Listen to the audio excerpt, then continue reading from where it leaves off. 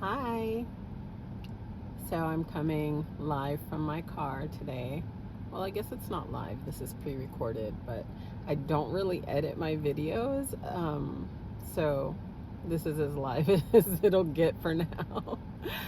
um, so I don't even know what I want to talk about today. I'm just going to flow and see where this goes.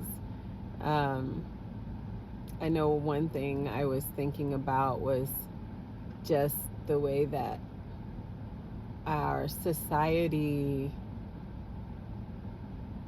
in the United States, um,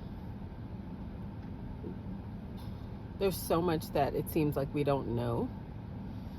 Um, and I'll say that based on, I don't know, I don't want to say our politics, but that's who runs this sort of thing. The systems that we choose are really interesting to me. My undergrad studies were in international relations and particularly in Asian studies. But even though I was focused on Asian studies, I did veer off quite a bit, and I would often look at data regarding some of the Scandinavian countries, because I just wondered, how do they live out there? What's their economy like? What's their society like? I haven't even traveled to these countries, but just understanding what their crime looks like, what their economy looks like, and their just society as a whole, how do they operate? And particularly, I honed in on Norway. So Norway, for example, the Norwegians, from what I understand, could pay upwards of 50% in taxes. That's a lot of tax revenue.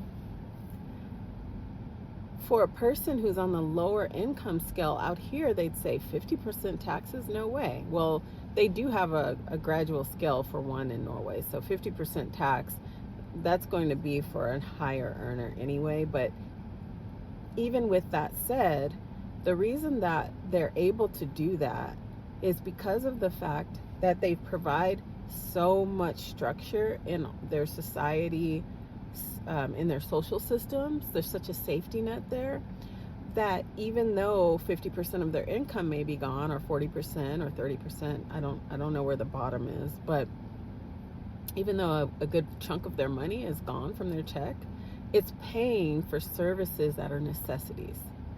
So it may be paying for their health care, it's paying toward their health care, it's paying for childcare, it's paying for so many different services that we pay out of pocket for, or that we pay deductibles and co-pays and all these other things that add up. Like recently I had surgery, I paid $50. I had a different surgery, I paid $50. These were necessary surgeries, so I had to pay my deductible. Now I know a lot of other people, or my copay deductible, I'm not sure what it was, but a lot of other people I know have to pay a percentage, like 30% of a surgery. That is so cost prohibitive. And I do wonder, why do we keep the system that we have? Do we not see how interconnected we are? And I think that's what it is. I think a lot of people have a mentality in the United States of, I got mine, and that's all I'm worried about. My family's covered, and that's all I'm worried about. And we are extremely independent, or interdependent, not independent. We act independent, but we are very interdependent. A society that is healthy and well taken care of all takes care of each other. Like, they all take care of each other, and they all uplift each other, and with a few minor exceptions, but for the most part they uplift each other because they're all doing okay. They all know that they can go to the hospital, they all know that they can get groceries, they all know that they can get a job, and that they don't have to pay 20 something thousand for their kids to be in daycare. Whereas in the United States, you better hope that you have family who will watch your children. Otherwise, don't have them because they're very expensive. And so unless you're wealthy, just don't even have kids. Or unless you have family who are willing to help you take care of your children. The value system in the United States is deeply, deeply flawed. If the values were like Norwegian values, it may be safety, security, health, education, their priorities, family, spending time, having time to recuperate from the average work day, having time to recuperate from the average work year. We don't even consider that in the United States, by and large. It's so backwards, and it hurts. It hurts when I'm driving down the street and I see people who have no home. And we have shelters, yes, but I hear time and time again from people who are homeless that the shelters are not the safest place, that they're, mentally sound. They may even be working but can't afford a place. And then they go to a shelter, they may get robbed, raped, or assaulted. And not only that, but just hearing people talk to themselves, people stealing from people, all kinds of different things going on. So for one reason or another, a lot of people don't like going to the shelters because we don't have a very good shelter system, although I don't want to bash them because I know that from their heart they're trying, the idea is to try to help people have some place to go. But to force people into that it's not the best. I think the United States would be so beautiful, so much more beautiful than it already is, if we took these values seriously and considered implementing them here. Things like healthcare for everyone, education, close to equal education as possible for everyone. Making sure that all of our necessities can be met with one job. Not where you have to, I know that there's people who are like, I work 2 jobs, I work 3 jobs, so my solution for your situation is work 2 or 3 jobs. Well, for one, some people have kids, that doesn't work. For 2, that is just like settling for and marrying someone that you don't even like or something like that. We don't like to work 2 or 3 jobs. It is so taxing on your body, on your mind, on your spirit. You need to be able to have time to recuperate, to be creative, to do things that just make you feel good. And you can't do that when you're working 2 and 3 jobs. And that's not the way it's supposed to be. Why are we accepting that? For the people who are working 2 and 3 jobs, do you really want to? Wouldn't you enjoy better working 1 job, working it very well, and then going home and spending time with your family? It just seems like we have it so backward.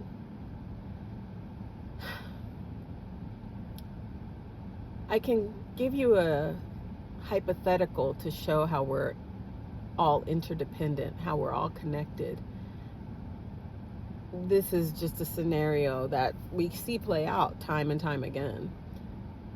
You have a society where people cannot afford their basic necessities. So they start to steal their basic necessities, because people are going to make sure their basic necessities are met. So they're going to start going to Target or Walmart or wherever, or they may go and steal from a jewelry store so that they can sell the jewelry, so that they can pay their rent. This is how we're interconnected.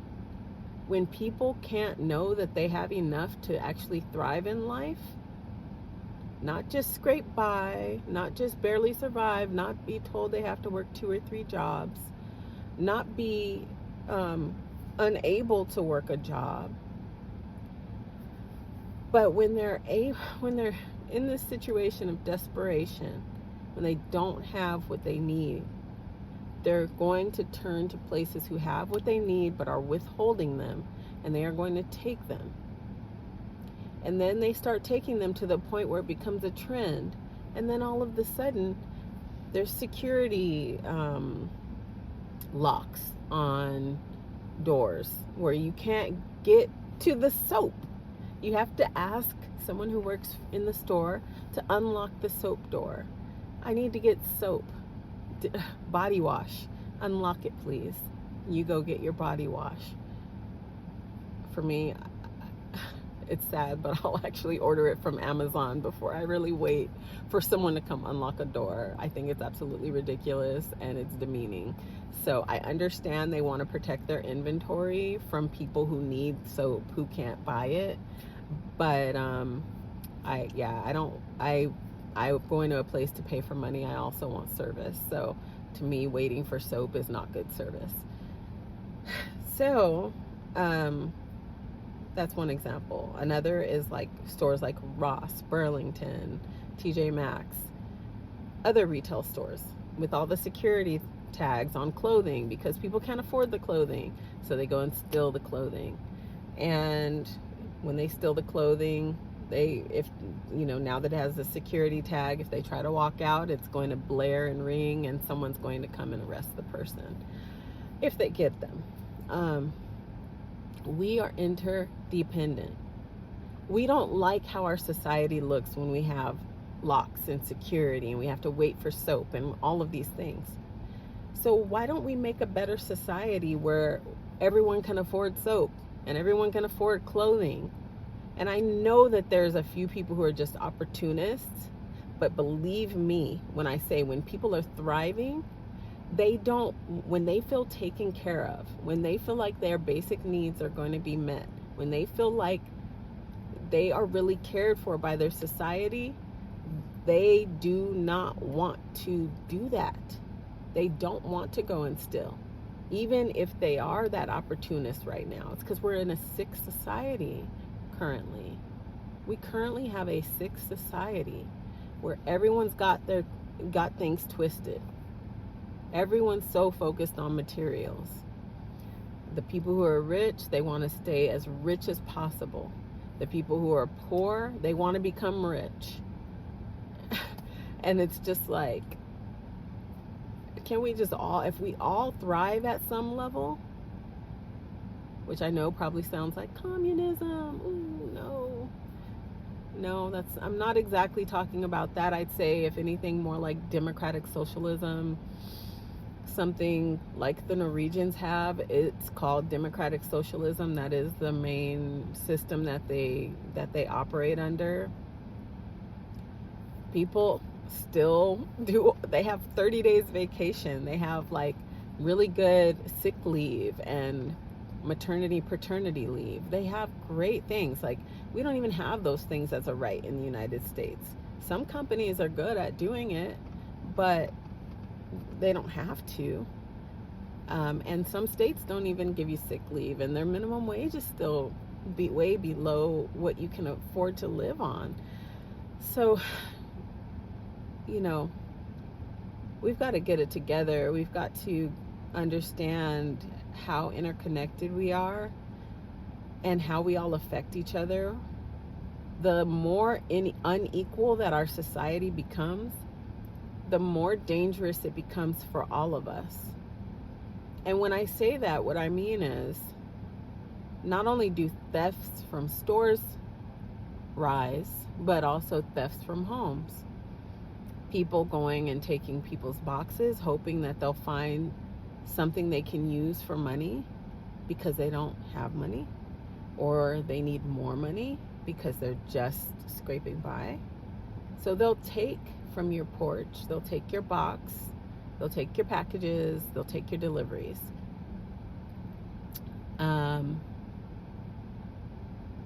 If inequality goes further, soon they could be coming to your home for everything you've got.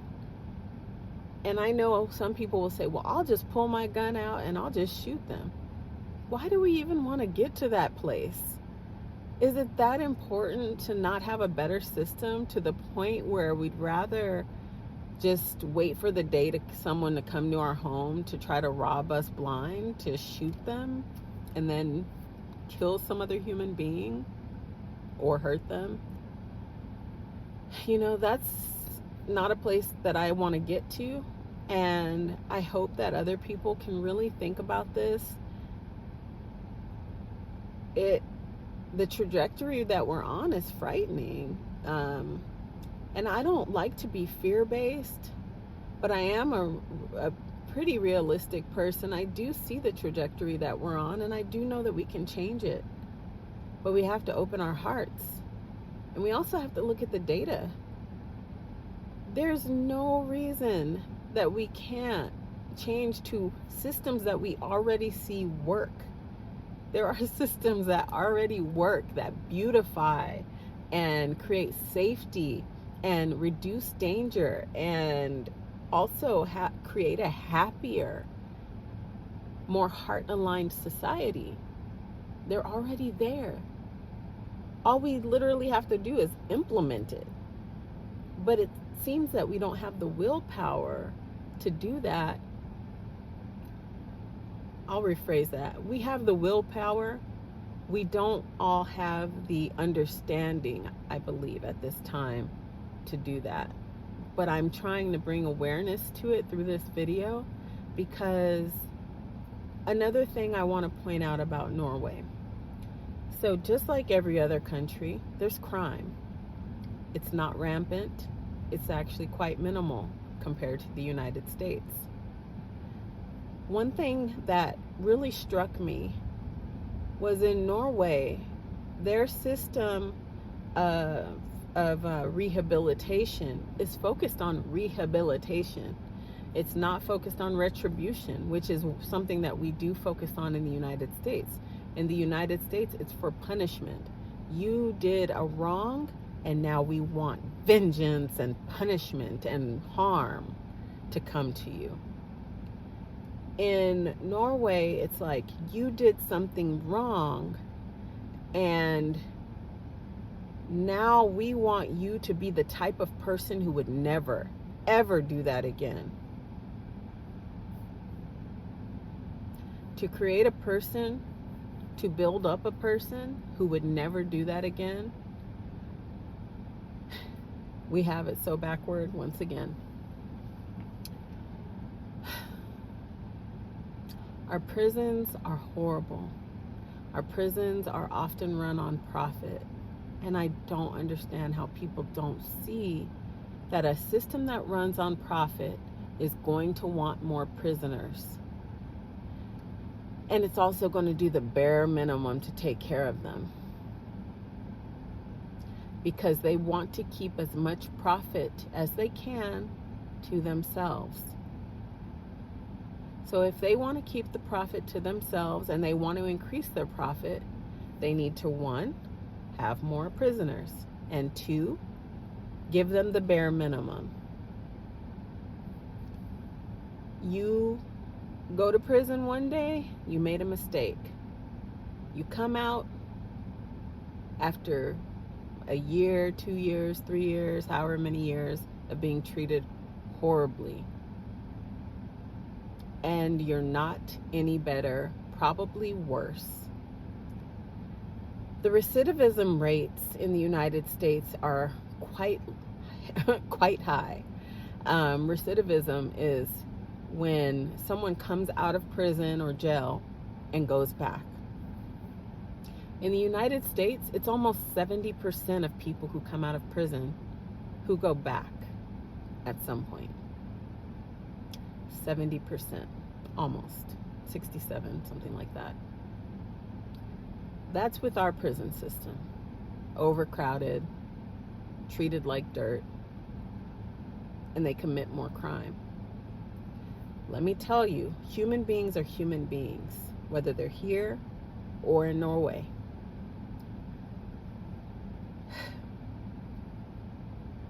If you saw the difference between a United States prison and a Norwegian prison, it's unbelievable. Night and day. Our prisons look like some sort of ancient torture chambers. whereas the Norwegian prisons look like dorm rooms for someone you care about and want to uplift. Prisoners are kept locked up in the prison, but they can come out. They have books, they have access to various things to make them not go crazy. And they have access to health care. They have access to mental health care. It's like, I just don't understand this place. I really don't. Because we know what builds people up and we know what breaks people down. We know what human psychology is.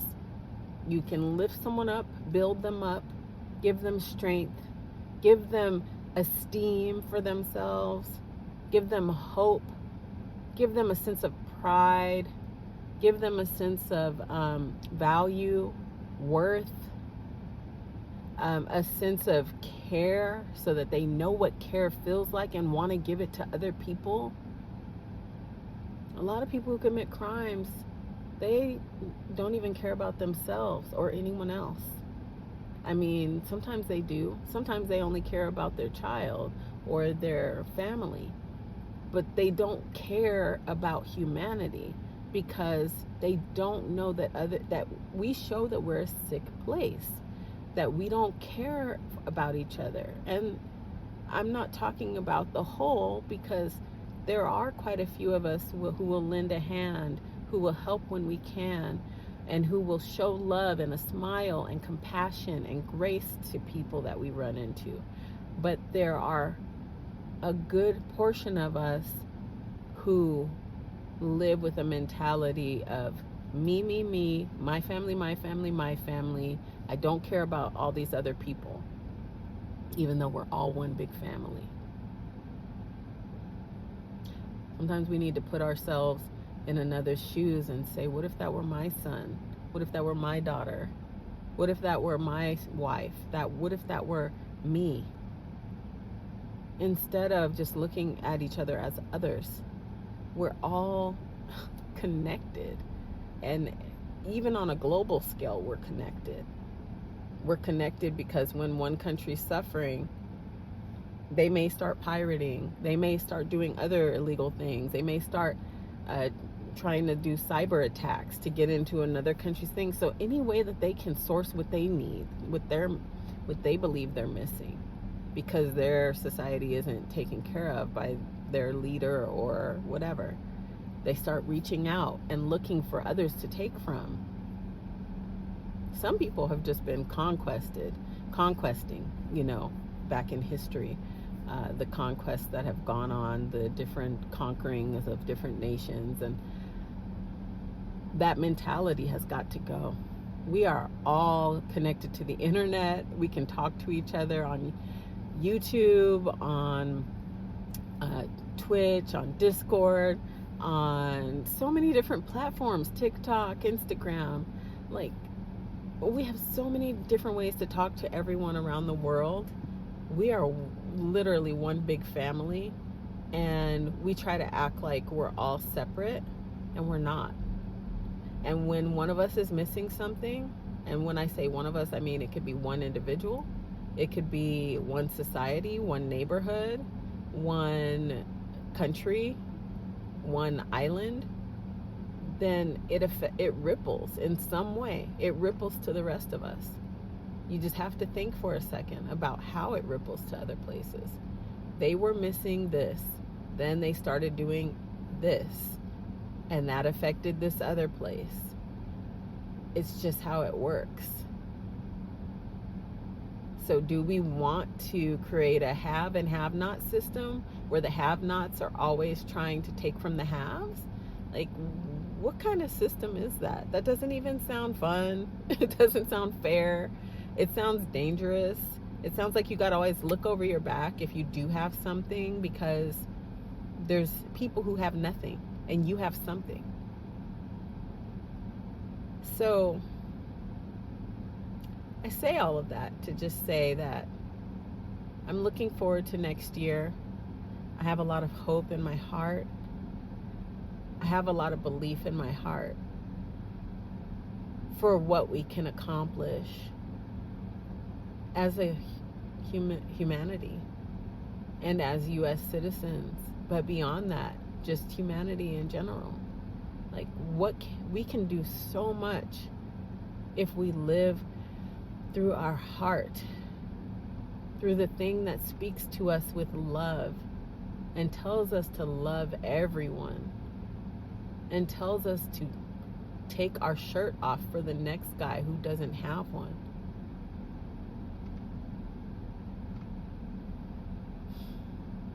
I'm looking forward to next year. I really do believe that tides will turn and that we will start to move toward a better place. It could be rough, it could be rocky, it could look like we're even getting worse. But you know, sometimes you got to go through the mud before the lotus rises. So let's see how this all plays out. I hope you enjoyed my rant, and just have a wonderful, amazing day. I love you. Take care. Until next time. Bye.